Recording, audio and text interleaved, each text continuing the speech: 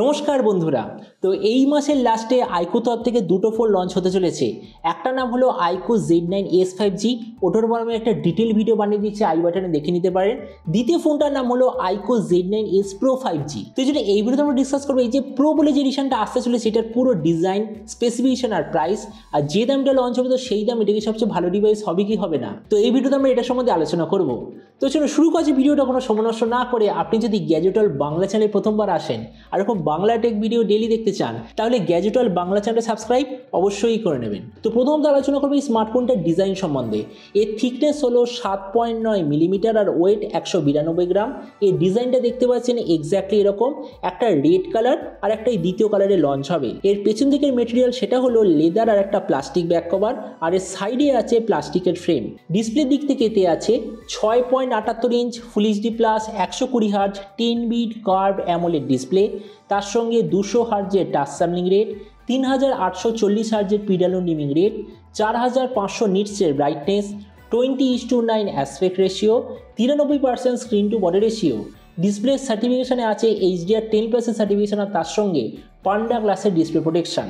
তার মানে সোজা কথা বলতে গেলে যে প্রাইস পয়েন্টে এটা আসছে সেই হিসেবে ডিসপ্লেটা সত্যিই খুব ভালো। প্রসেসরের দিক থেকে এতে আপনি পাবেন স্ন্যাপড্রাগন 7 Gen 3 5G প্রসেসর, যেটার সঙ্গে একটা খুব ভালো কোয়ালিটির কুলিং সিস্টেম আপনি পাবেন।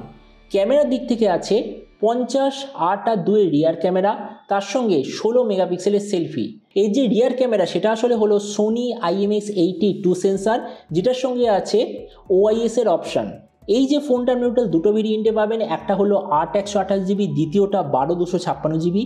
র্যামের কোয়ালিটিটা LPDDR4X, মেমোরিতে আছে UFS 2.2, যেটার সঙ্গে কোনো ধরনের ডেডিকেটেড SD কার্ড স্লট নেই। ব্যাটারির দিক থেকে 5500 mAh ব্যাটারির সঙ্গে 80 ওয়াটের চার্জার, আর কানেক্টিভিটি USB Type-C। তো এবারই স্মার্টফোনের বাকি কিছু ফিচার বলতে গেলে এতে আপনি পাবেন Android 14 out of the box, কোনো ধরনের 3.5mm জ্যাক নেই, dual speaker, under display fingerprint sensor, আর IP64 এর ওয়াটার অ্যান্ড ডাস্ট প্রোটেকশন। আর এর ওএস আপডেট সাইকেলের দিক থেকে বলতে গেলে 2 বছরের মেজর ওএস আপডেট, 3 বছরের সিকিউরিটি আপডেট পেয়ে যাবেন। তো এবার সবচেয়ে মেন জিনিস, ফোনটা কি দামে লঞ্চ হবে। তো দেখুন, বলেছে যে এই স্মার্টফোনটা কনফার্ম, মানে ব্র্যান্ড নিজেই কনফার্ম করে দিয়েছে যে 25,000 টাকার নিচে ইন্ডিয়ান মার্কেটে লঞ্চ হবে। আর যদি স্মার্টফোনটা এই নামে বা কোনো অন্য নামে বাংলাদেশ মার্কেটে লঞ্চ হয় তো দাম হওয়ার কথা 35,000 বাংলাদেশি টাকার আশেপাশে। তো এবার সব ভিডিওর মধ্যে আমাকে জানাবো এই যে স্মার্টফোনে যে আসতে চলেছে এটা কি প্রাইস পয়েন্টের মধ্যে সবচেয়ে ভালো নাকি এর চেয়ে বেটার অন্য কোনো স্মার্টফোন অ্যাভেলেবেল আছে। তো দেখুন, আমরা যদি এই মুহূর্তে এই প্রাইস পয়েন্টে দেখি তাহলে কার্ভ ক্যাটাগরিতে একটা দারুণ ফোন হলো মোটরোলা H50 ফিউশন, আর ফ্ল্যাট ক্যাটাগরিতে একটা দারুণ ফোন হলো OnePlus Nord C4। তো এই জন্য প্রথম আমরা কম্পেয়ার করবো মোটরোলা H50 ফিউশনের সঙ্গে। তো আমরা যদি মোটোর সঙ্গে কম্পেয়ার করি, প্রথমত ডিসপ্লে এই দিক থেকে দুটো ফোন এক্স্যাক্টলি সেম, কোনো ডিফারেন্স নেই। প্রসেসর এই দিক থেকে আইকো বেটার, কেননা আইকো যে স্ন্যাপড্রাগন 7 Gen 3 ওটা মোটোর মধ্যে যে আছে স্ন্যাপড্রাগন 7 Gen 2 ওটার থেকে বেশি পাওয়ারফুল। তাছাড়া ক্যামেরা এই দিক থেকে মোটো নো ডাউট বেটার, শুধুমাত্র ক্যামেরা হার্ডওয়্যার নয়, ক্যামেরা সফটওয়্যারেও এবারে মোটোলা খুব ভালো কাজ করেছে। তো এই জন্য ক্যামেরার দিক থেকে মোটো বেটার। ভেরিয়েন্টের দিক থেকে আমি বলবো এখানেও মোটো একটু বেটার, কেননা সেম প্রাইস পয়েন্টে মোটো আপনাকে দেবে 12/256, সেখানে সেম প্রাইস পয়েন্টে আইকো আপনাকে দেবে 8/128GB। তাছাড়া ব্যাটারি আর চার্জার আইকো বেটার, কেননা আইকোতে আছে আরও বিগার ব্যাটারি, আরও ফাস্টার চার্জিং সিস্টেম। স্পিকারে দুটো ফোন সেম, ওএস আপডেটে দুটো এক্স্যাক্টলি সেম। তার মানে একটা জিনিস দেখুন, এই যে আইকো Z9s Pro যে আসতে চলেছে এটা মোটরোলা H50 ফিউশনের থেকে বেটারও নয় বেকারও নয়, এক্স্যাক্টলি সেম প্রাইস পয়েন্টে আছে। আর আমরা যদি এক্স্যাক্টলি সেম প্রাইস পয়েন্টে OnePlus Nord C4 এর সঙ্গে কম্পেয়ার করি, কেননা ওটা 25,000 টাকার মধ্যে সবচেয়ে বেস্ট অলরাউন্ড স্মার্টফোন এই প্রাইস পয়েন্টে। তো প্রথমত ডিসপ্লে এই দিক থেকে আইকো বেটার, কেননা আইকোতে আছে কার্ভ ডিসপ্লে, নর্ডে আছে ফ্ল্যাট ডিসপ্লে, তো এই জন্য ডিসপ্লের দিক থেকে আইকো বেটার।